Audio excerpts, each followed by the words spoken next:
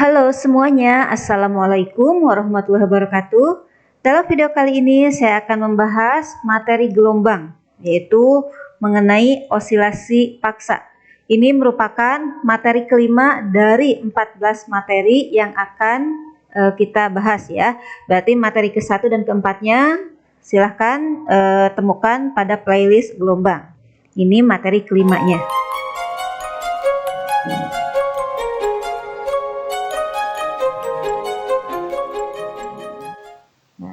Apa itu osilasi paksa?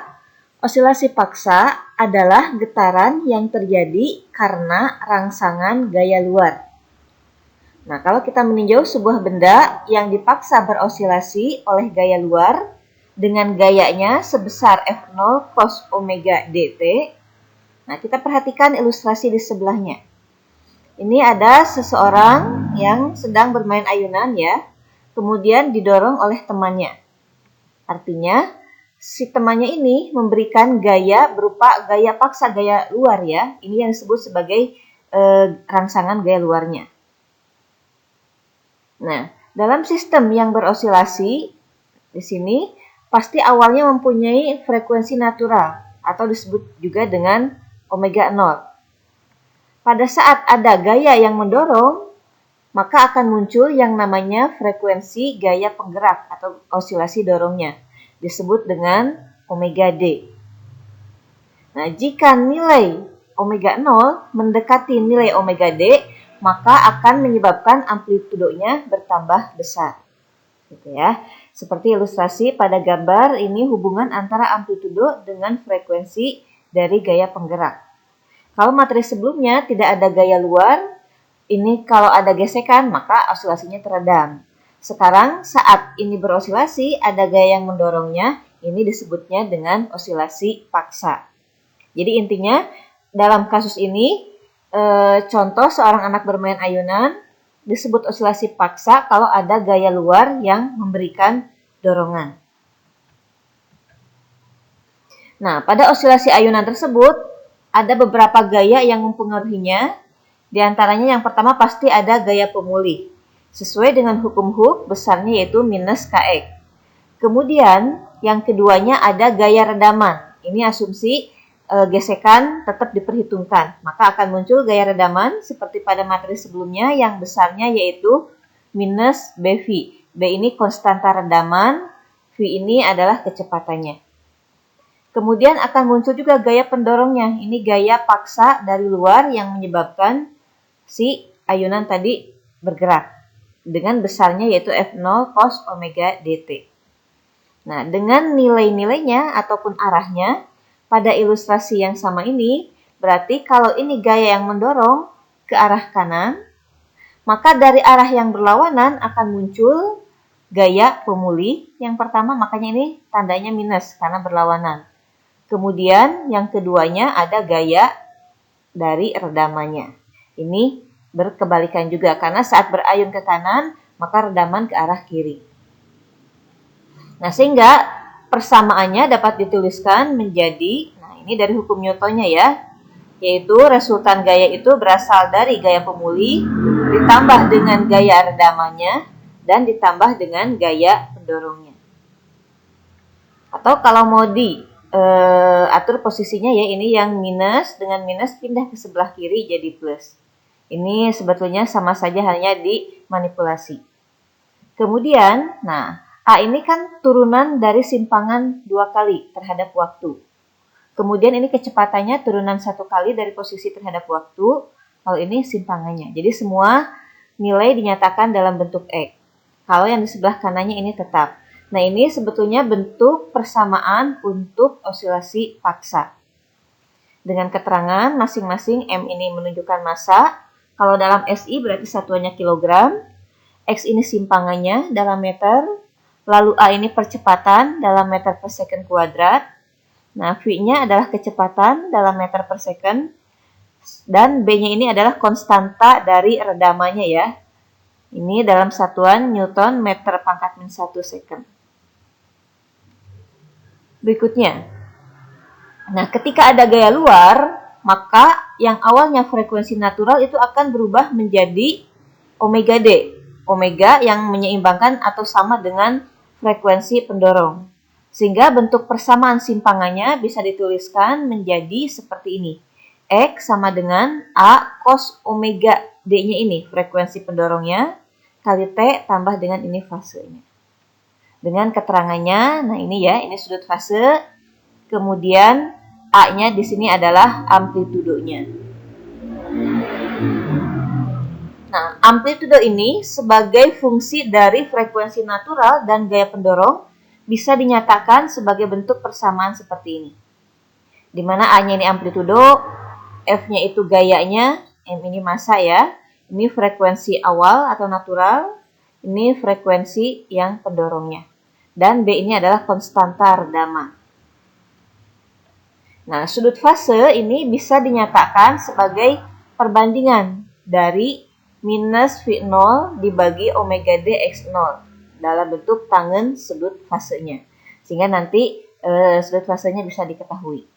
Dengan nilai X0 ini adalah simpangan saat T-nya 0 dan V0 itu kecepatan saat T-nya 0.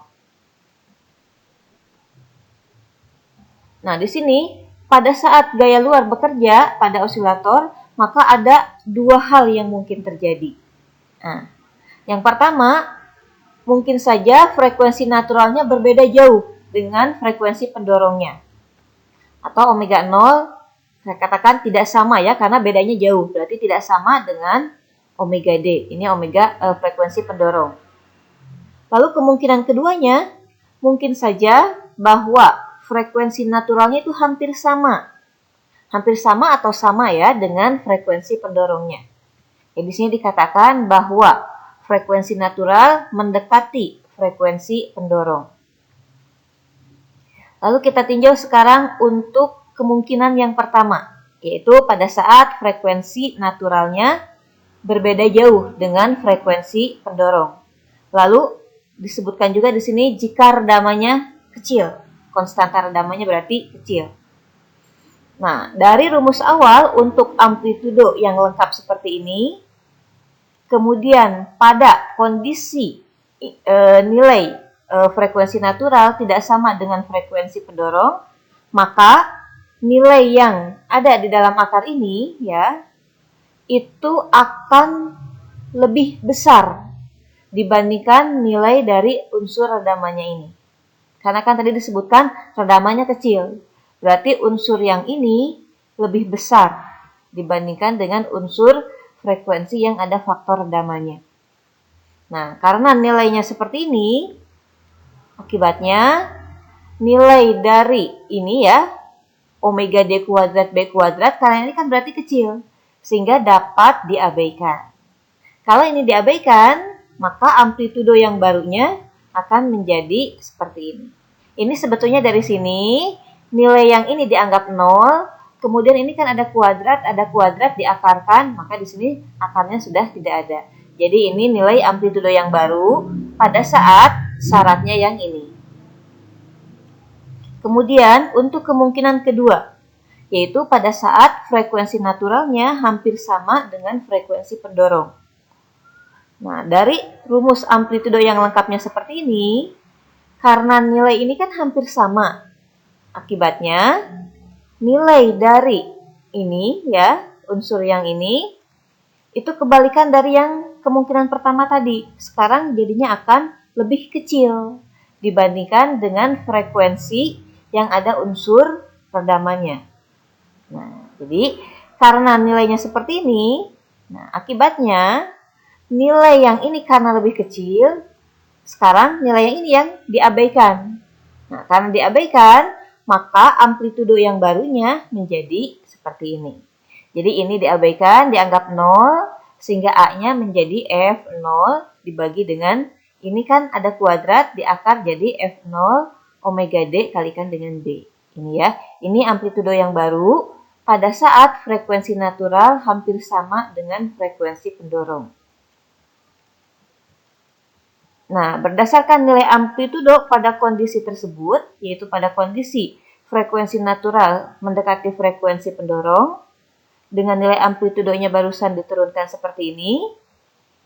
Nah, karena omega D, B-nya itu sangat kecil, ya kan? Artinya ini kan tadi redamannya kecil. Kalau fungsi berupa pecahan, sesuatu dibagi yang kecil, akibatnya amplitudonya akan sangat besar, ya kan? Kebalikannya. Ini sesuatu dibagi kecil menyebabkan A-nya besar.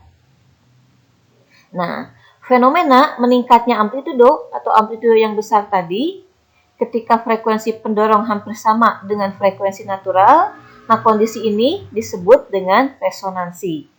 Jadi terjadinya resonansi itu pada saat frekuensi pendorong mendekati frekuensi naturalnya dan menyebabkan amplitudonya menjadi besar.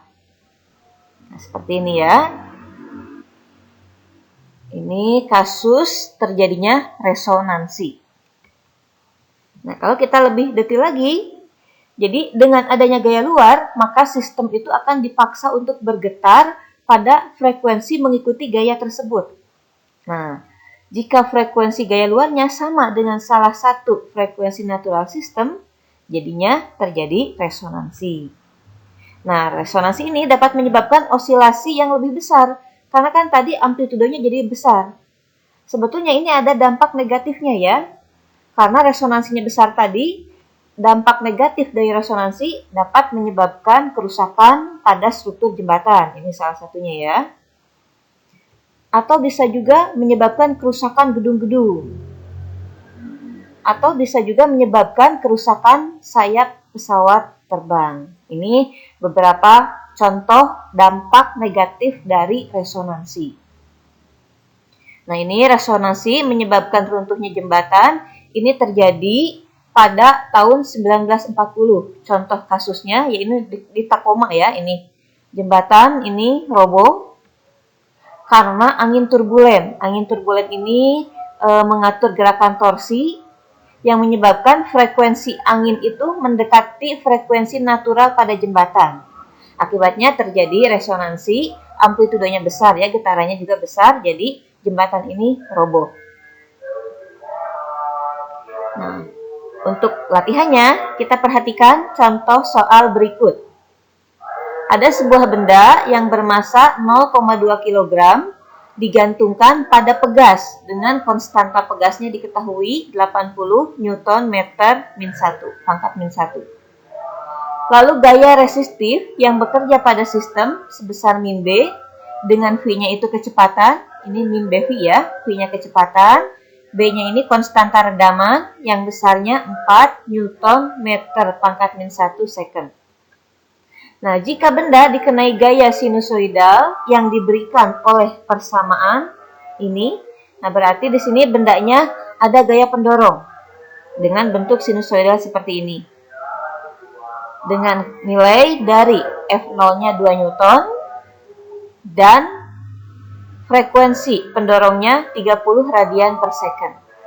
Pertanyaannya adalah, pada kondisi ini berapakah nilai amplitudonya? Di sini berarti kondisi ada redaman dan ada gaya paksa dari luar.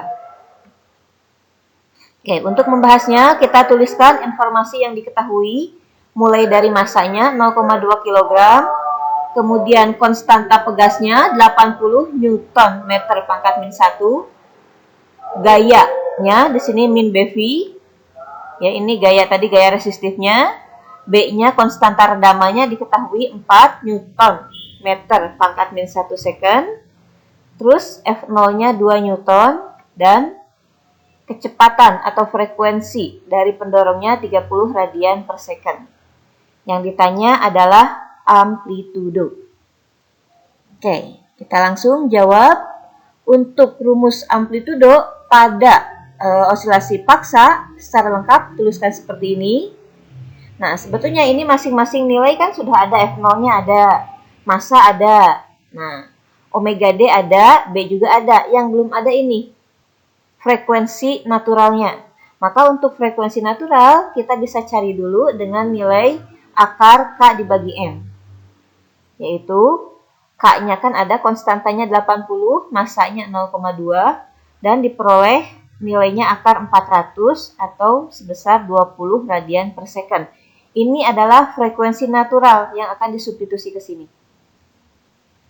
Jadi setelah disubstitusi, masing-masing nilainya didapatkan nilai amplitudonya sebesar ini ya, 2 dibagi akar, hasil ini 10.000, hasil perhitungan ini 14.400.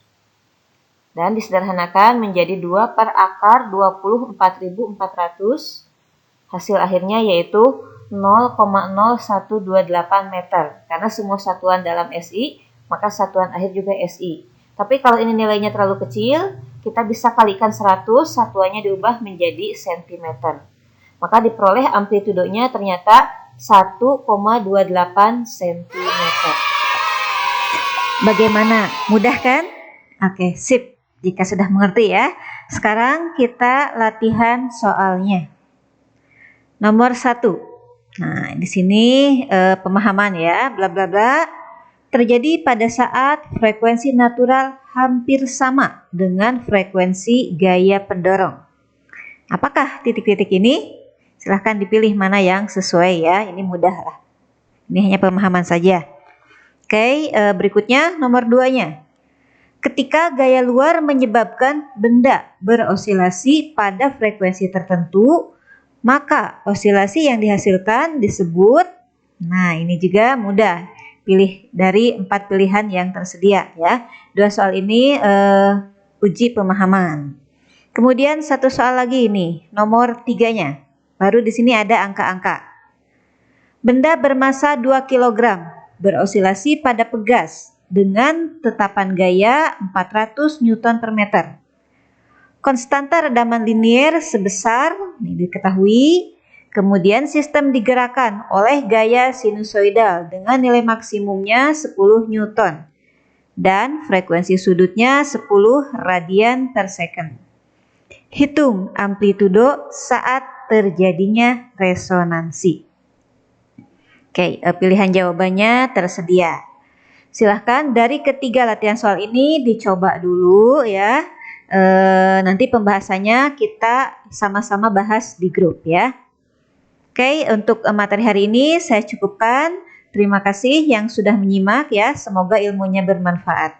Selamat belajar, sampai bertemu lagi pada materi selanjutnya. Assalamualaikum warahmatullahi wabarakatuh.